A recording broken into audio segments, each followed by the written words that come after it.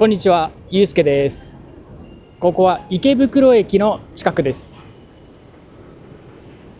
今日は日本語レッスンをしてて面白い質問があったんで、それに答えようと思います。こんな質問がありました。日本語学習のために日本に2年間住むならどこがおすすめですか？これは面白い質問ですね。2年も住むならどこに住むのかによって全然違う経験になりますからね。で、まず僕がおすすめする場所があるんですけど、その前に話したいのは日本の住宅事情。日本で借りられる住宅は大きく分けると3種類で、アパートタイプ、マンションタイプ、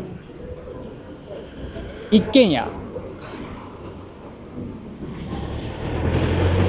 一人暮らしで一軒家を借りるのは経済的な負担が大きいんで、普通はアパートかマンションを選ぶことになります。で、そもそもアパートとマンションは何が違うのかっていうと、建物の構造が違うんですね。大雑把に言うと、アパートは軽い材料で作った建物、マンションはいい材料で作った建物。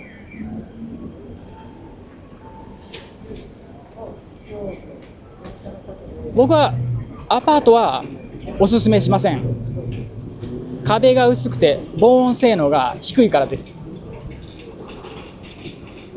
音はストレスになるから、ちょっとでもお金に余裕があるならマンションを選んだ方がいいです。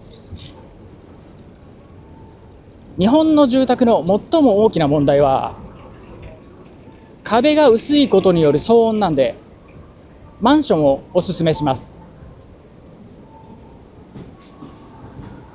部屋を見に行ったとき、部屋の中の壁を軽く叩いてみると建物のクオリティが分かります。隣の部屋との境になっている壁を叩いたとき、木のような軽い音がしたら防音性能は低いです。硬い音がしたら、コンクリートのような音がしたら防音性能は高いと考えていいと思います。おすすめできないのはこんな感じ。おすすめできるのはこんな感じ。この違い分かりますか？ただ防音性能が低い部屋は家賃が低いんで、それもメリットではあります。で、どの地域がおすすめですかっていう質問ですね。日本語を学ぶために2年間住むことが前提だと、主に標準語が使われていて車が必要ない場所、日本語学校があるとなおいいですね。日本語学校は学生ビザで日本に住む人には必要ですからね。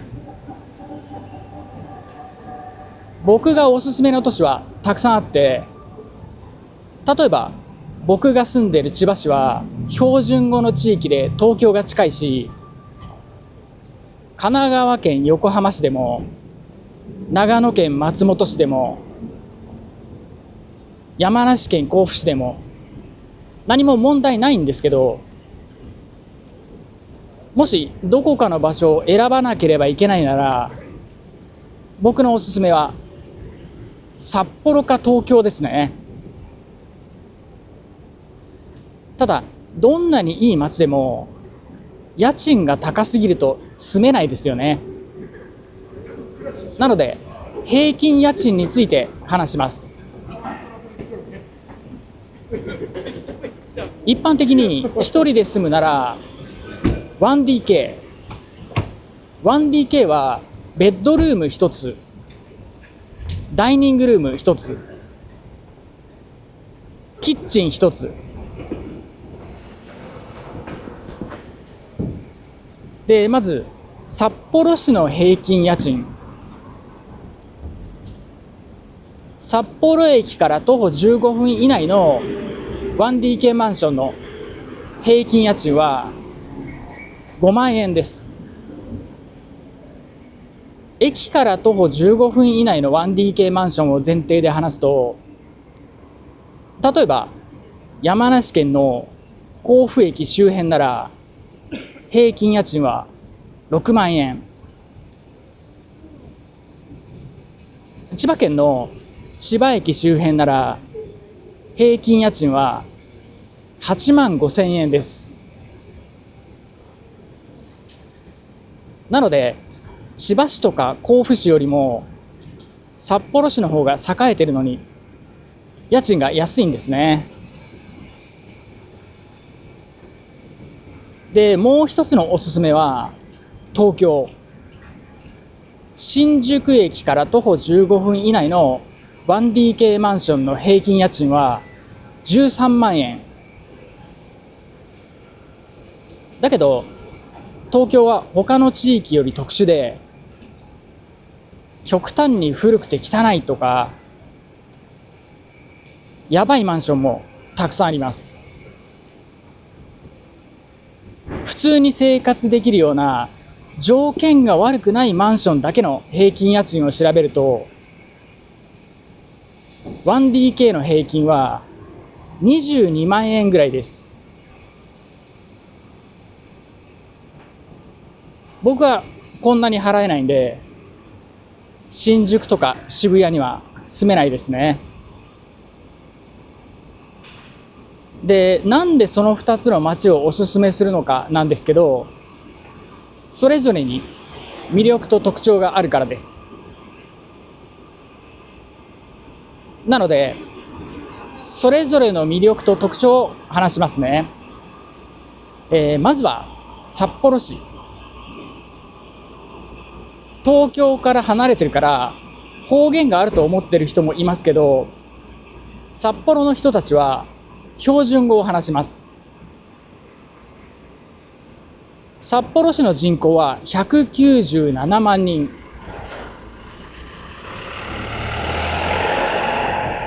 かなり大きな都市なんで、雪まつりなんかのイベントも多いです。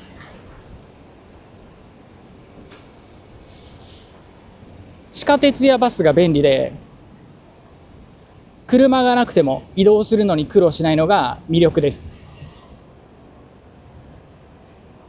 ただ冬は気温が低くて、最も寒い2月は最高気温は0度、最低気温はマイナス10度以下になります。そして東京は人口970万人ですけど、実際はもっと人がいます。周りの都市から通勤通学してくる人がいるんで、それを含めると昼間は1600万人ぐらいいます。東京はたくさんの人と出会えて、たくさんの仕事やイベントがあって、いろんなチャンスがあります。電車はとても便利なんで、車がなくても全く問題ないです。電車の便利さは世界一だと思います。一方でデメリットは言うまでもなく、家賃が高くて人が多すぎることです。